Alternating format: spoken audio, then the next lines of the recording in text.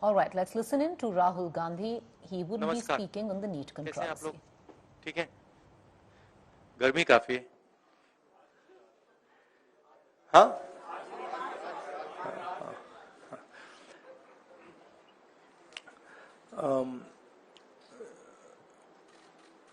भारत छोड़ो न्याय यात्रा में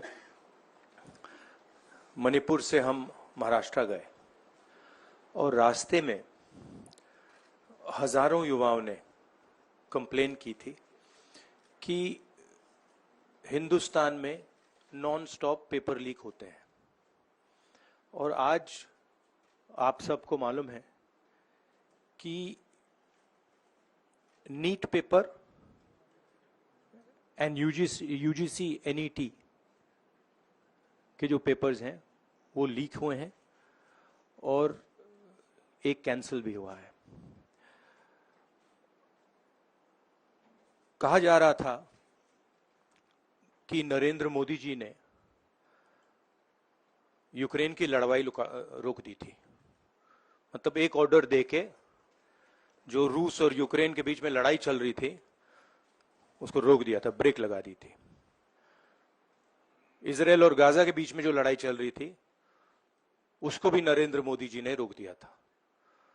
मगर किसी ना किसी कारण जो हिंदुस्तान में पेपर लीक हो रहे हैं उसको नरेंद्र मोदी रोक नहीं पा रहे हैं या रोकना नहीं चाहते हैं।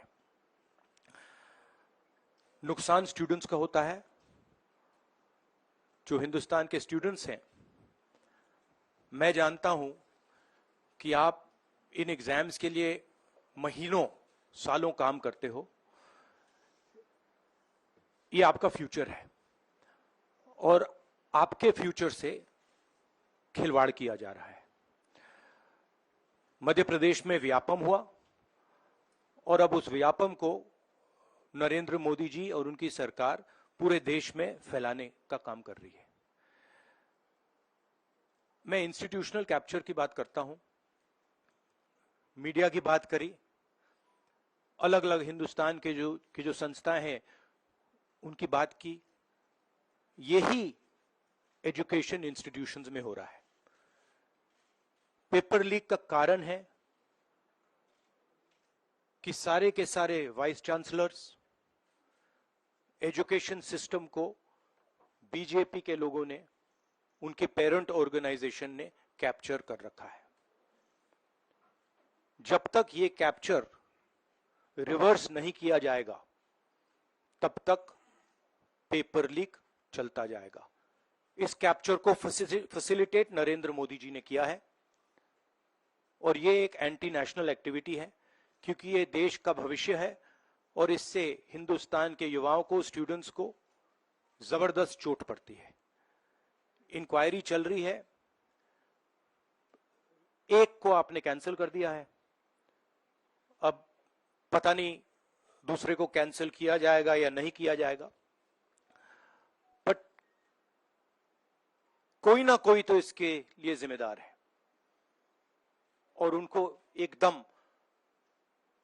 पकड़ा जाना चाहिए और उन पे एक्शन लिया जाना चाहिए। आपके कोई सवाल हो? साथियों, मैं गुजारिश करूंगा सवाल आपके इसी विषय पर। हाँ प्लीज। हाँ, sorry. When I went on my Bharat Jodo Yatra, the second one, throughout the route,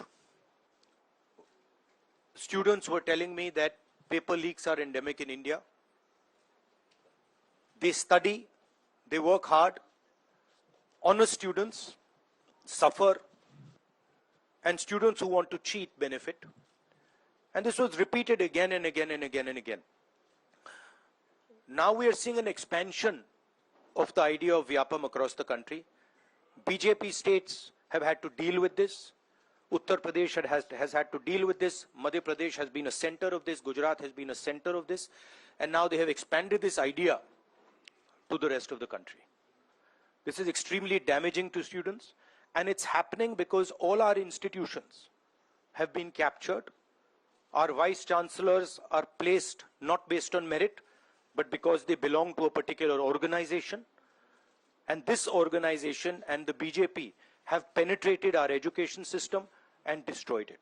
What was done by Mr. Narendra Modi to the economy with demonetization has now been done to the education system. Youngsters, I want you to know that the reason this is happening and the reason you're suffering is because an independent, objective education system has been demolished, and it has been replaced by an education system that is captured by the BJP, captured by their parent organization. And until this capture is released, you are going to suffer. You're going to see cancellations of your exams. You're going to see paper leaks again and again and again. One paper has been cancelled. We don't know what is going to happen to NEET.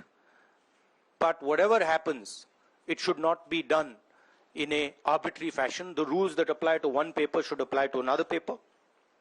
And it is very important that the people who are guilty here are brought to book and they are punished. Thank you.